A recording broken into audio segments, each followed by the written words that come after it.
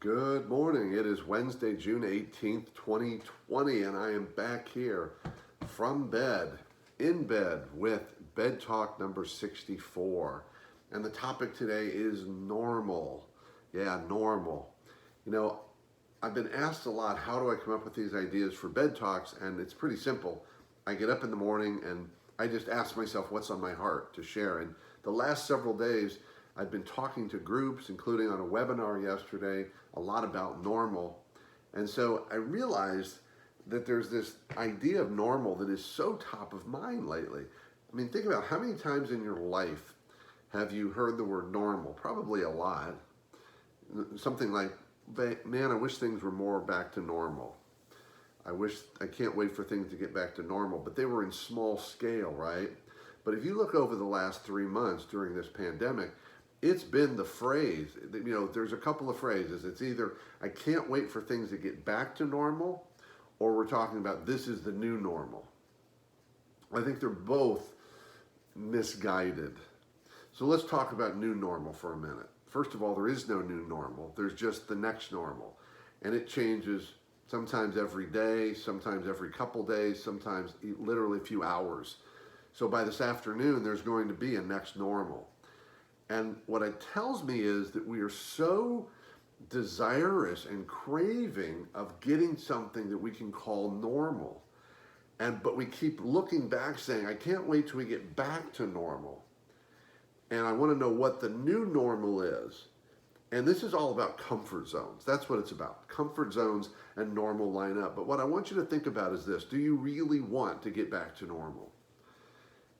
I get that you may not like how things are right now. You may not like the restrictions. You may not like the uncertainty. I'm sure none of us really enjoy the fear that we have and that uncertainty we have about physical health, about financial health, about the economy, about, the economies and businesses are reopening and we're seeing a lot of spikes in the cases. We're dealing with real issues here, right?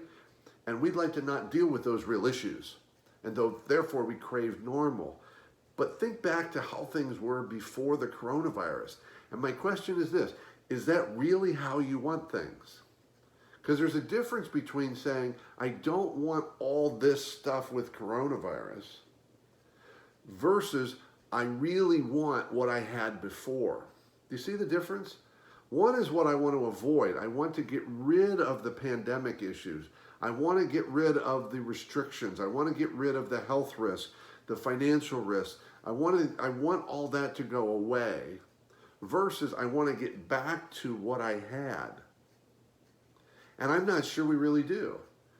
Because unless your business, your relationships, your team, your leadership, your family, all of those things, your life was really how you wanted it, because that's what normal was. Do you really want that back, or do you want something different? And I would argue this is the time to look for and create whatever that difference is.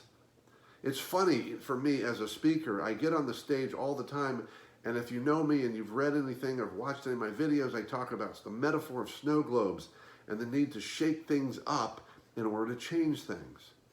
Not just shake things up, but shake things up in order to change them.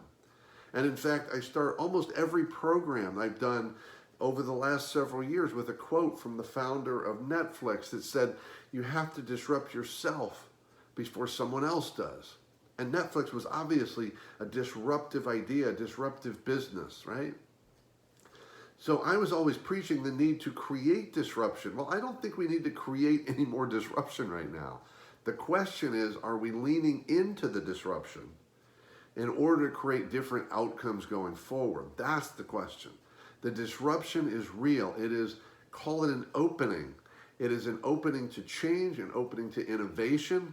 So think about, be thoughtful about, be intentional and purposeful about, what do you really want to have different going forward? And my offer is this: I get the desire for comfort. I get the desire to get rid of the things we don't like around the pandemic.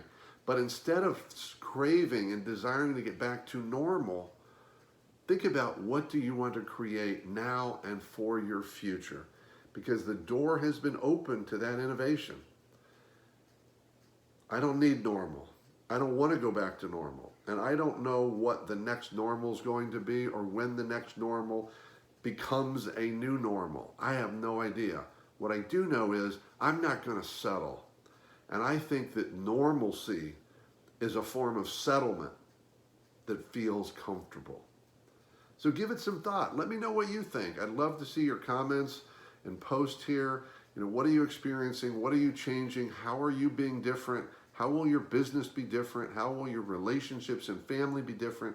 What's going to be different because of this gift of disruption that we've all been given?